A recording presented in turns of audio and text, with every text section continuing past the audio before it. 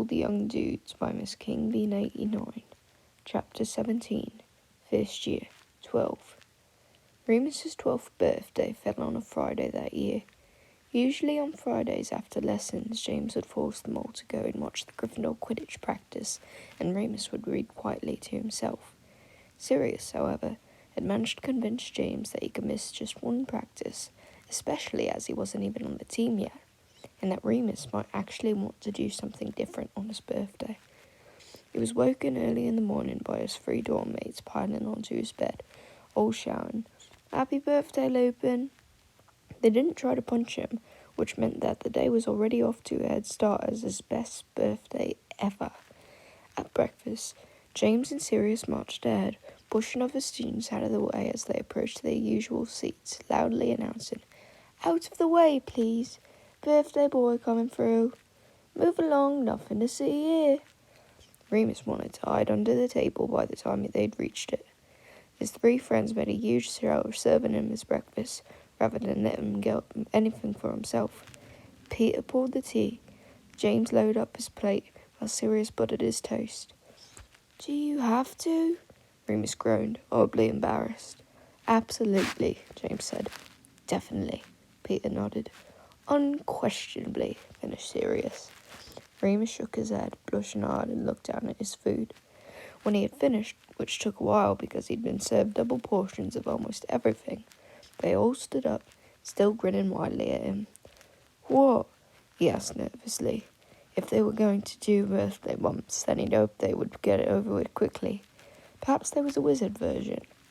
He'd missed Sirius's birthday after all, and he didn't know what to expect.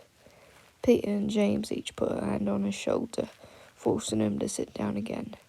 Sirius pulled a pitch pipe from his robe's pocket and blew a long note. Remus squeezed his eyes shut. "Oh no." "Happy birthday to you," the 3 boys bellowed at the tops of their voices. "Happy birthday to you. Happy birthday, dear Remus."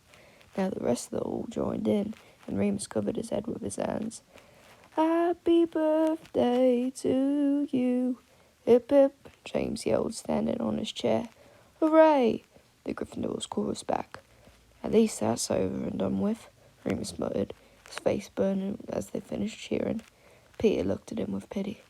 "Sorry, mate, but they're planning to do the same at lunch and dinner." They still had to sit through potions as the last lesson of the week. Remus had found that even when he did all of his homework and understood all of the texts, he still had no natural talent for potion making. On top of that, it was a boring subject. As Slughorn began to bang on the 5 key components of sleep droughts, Remus began to doze off himself. Snape didn't bother him. Actually, Snape hadn't so much as glanced at Remus's direction since the incident in the corridor. Lily flashed him a smile and wished him a happy birthday before rolling her huge emerald eyes at James and Sirius, attempting to convince Slughorn not to give them any homework out of respect for the occasion. At dinner, Remus enjoyed what he hoped was the final round of Happy Birthday, which became the loudest yet, largely because Dumbledore was present and began conducting the entire school, bellowing at the top of his own voice. He also received a few cards, one from the whole of Gryffindor House, another from Matron along with a new pair of socks. After dinner, they sat down in the common room and Sirius lugged down his heavy record player and put on Electric Warrior for the 100th time since Christmas.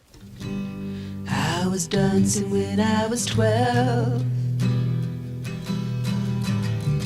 At some point, a cake was produced with red and gold silver icing and 12 pink candles.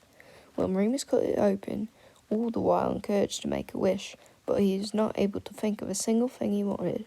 He was amazed to find that it was made up of 4 different flavours: a quarter chocolate, a quarter lemon drizzle, a quarter Victoria sponge, and a quarter coffee and walnut.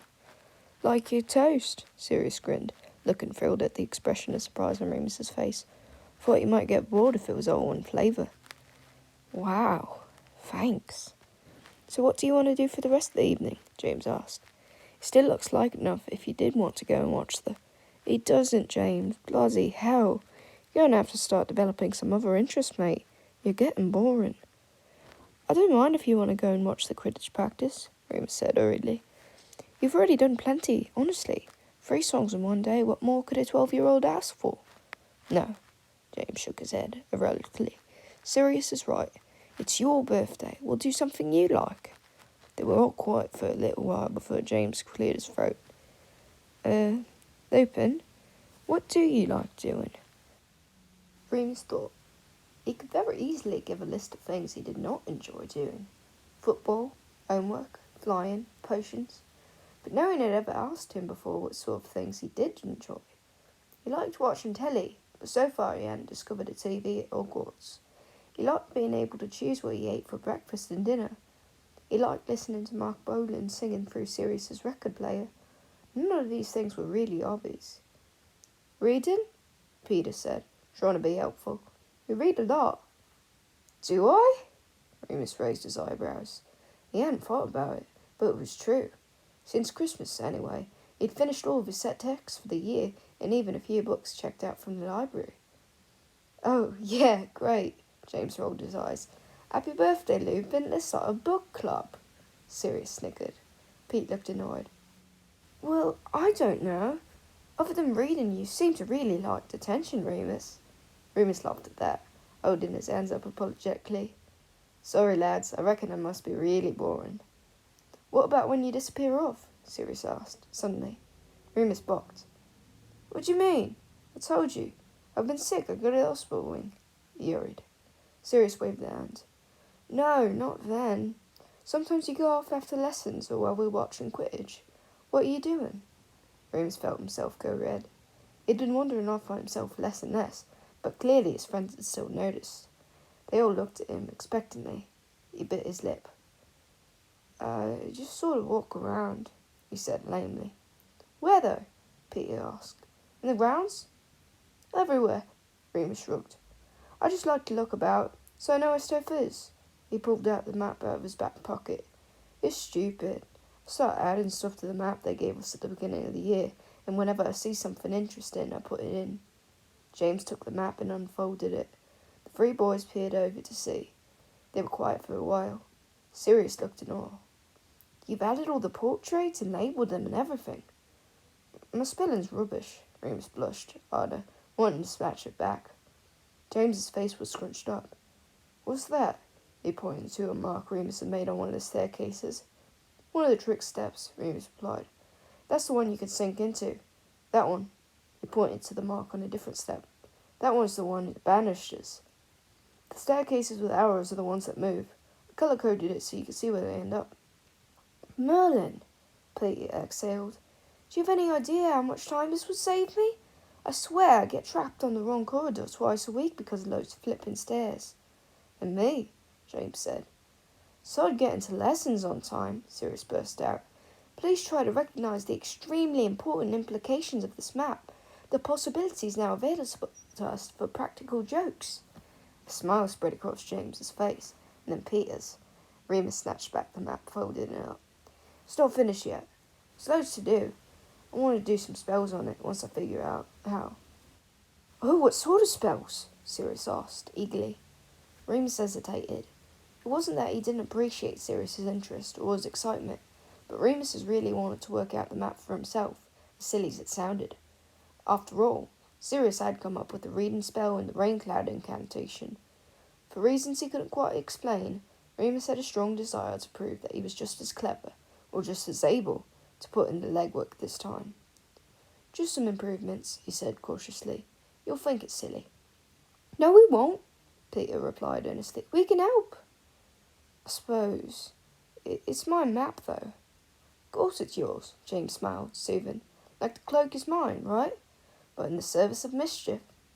It's the Marauders, Sirius finished, his eyes twinkling. The Marauders' map, Remus repeated, still not 100% comfortable with handing over his private project. Still yours, Lupin, Black continued. We'll put your name first in everything. Not sure if we want our names on it, Peter said nervously. Our nicknames, then, Sirius shrugged. We don't have nicknames, Remus replied. Well, I suppose I sort of do, but I don't really want Loony Lupin written on it. The other 3 burst out laughing.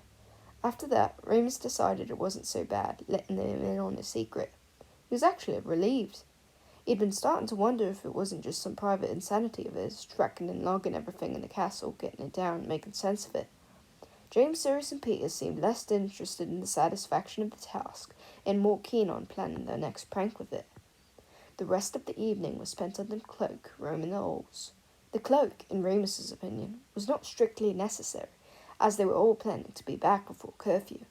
But James and Sirius never missed an opportunity to turn even the smallest trip into a full-scale mission, and Peter just enjoyed sneaking about unseen. All became clear, however, when Sirius produced 5 dung bombs, which they entertained themselves with en route, creeping up behind unsuspecting snogging couples or dropping them into the pockets of older students that were into the library. Remus showed them what he'd worked out so far, the passages and shortcuts he discovered, and even a few of his hidden places. Not all of them, of course, just in case. He even told them about his plan to put some kind of tracking spell on Mrs. Norris, Filch's cat, so that he'd be able to see her coming. They loved that idea. "Why stop there?" Sirius whispered, as they turned the corner back to the common room at the end of the night. "Why not track everyone?" "Everyone?"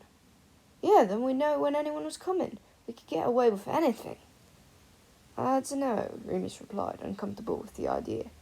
What would happen when his friends saw him travelling down to the Whomping Willow every month? How long before they decided to follow him and got themselves killed? For the first time, Remus realised that the map was not as harmless as he'd first thought. But James and Peter were busy agreeing with Sirius, saying it was an excellent idea, already imagining being able to see what Dumbledore was up to or where Snape was lurking. Remus firmly believed that, given enough time, Sirius Black and James Potter could truly do anything they wanted. It was just who they were. He just hoped that it would be a long time yet.